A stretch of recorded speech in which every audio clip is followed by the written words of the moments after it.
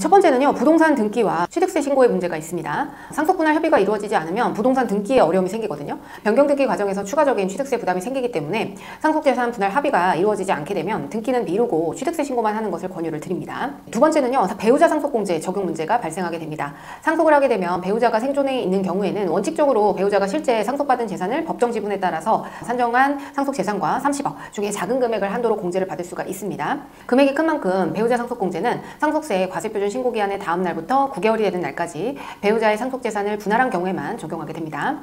그리고 이 경우에 상속인이 상속재산의 분할 사실을 배우자 상속재산 분할 기한까지 납세지 관할 세무서장에게 반드시 신고해야 됩니다. 그런데 이 상속재산에 대한 분할 협의가 이루어지지 않게 되면 이 법원의 소송 절차를 통해서 분할을 해야 되는데 그 기간이 수년 이상 소요되는 경우가 일반적이기 때문에 배우자 공제를 한도 금액까지 받기 위해서는 일단 상속재산 분할 합의가 이루어지지 않은 사유를 납세지 관할 세무서장에게 상속세 신고 기한의 다음 날부터 9개월이 되는 날까지 신고를 반드시 해줘야 돼요. 다음으로 세무조사 대응에도 어려움이 굉장히 많습니다. 상속인들 간의 분쟁이 있으면 충분한 자료 준비와 설명이 부족한 상태로 신고를 할 수밖에 없거든요.